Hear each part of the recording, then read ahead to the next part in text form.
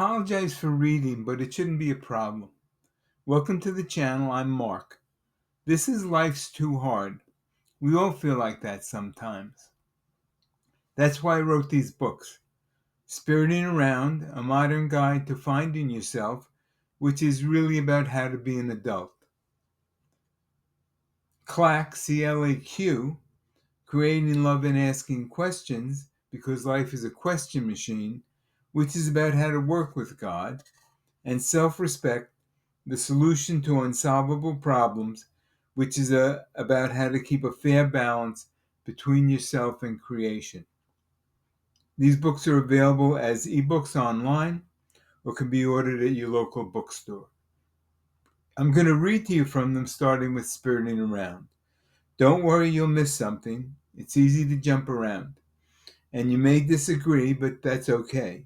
I don't mean to challenge you. I'm just asking you to think for yourself. Here we go.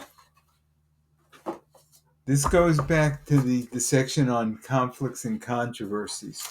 This is a continuation. This section is called No Comfort, No Quarter. War is about deprivation. People fear they're going to lose something they need to survive.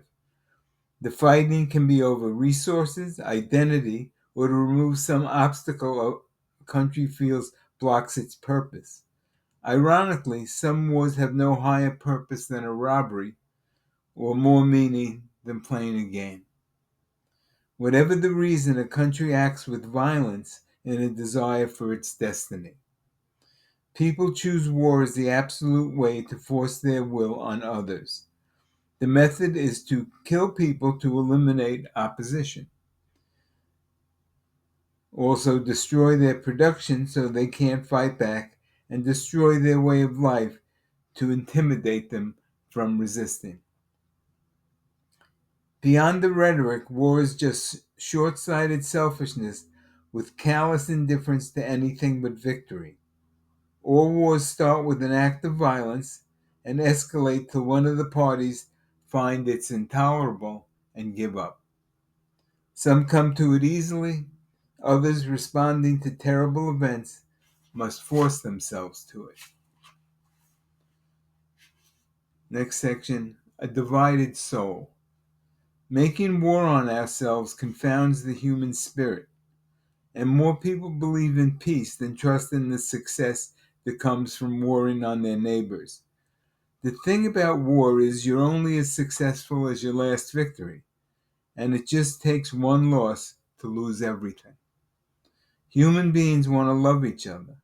When nations decide on war, they should ask themselves, is war the only answer? The truth of war's tragedy lacks appreciation for the potential we have in cooperation. It's important to keep our fear of its horrors fresh in our minds and remember the irretrievable losses we condemn ourselves to when we choose armed conflict as our way to resolve differences. This next section is called The Warrior's Burden. We love our warriors. Their courage protects us.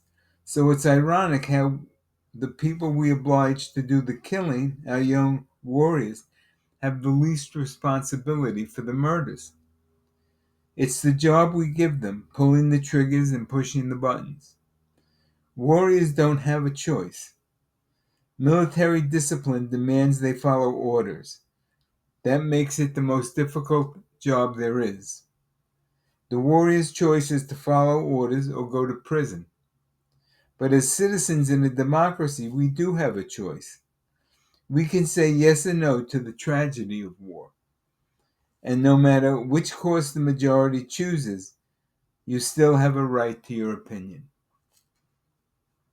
But it's the warrior, with no freedom of choice on the battlefield, who experiences the most stress and sense of personal responsibility for the horrors of war. Besides constantly confronting their instinct for survival, they live daily with the immediacy of death, destruction, and despair.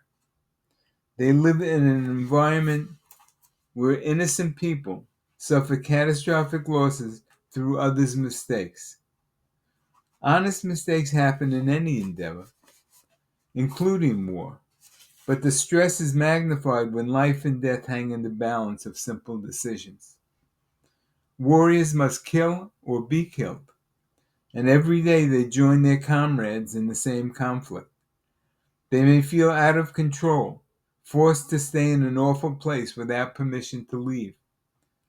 Their comfort is their love for their families and their comrades. It's their duty to their country and their honor to themselves. But beyond that, they may feel there's no refuge to help them reclaim the comfort of their humanity. In war, young minds have always struggled, searching for the reason of their place in it all. That's a good place to stop for now. Thanks for spending some time with me. I hope you found it worthwhile. I hope you were intrigued and inspired. I enjoy sharing what I spent my whole life learning. Now I pass it along to you so you can make your life easier. I appreciate your comments and suggestions. Remember to subscribe. Hope to see you all next time. All the best.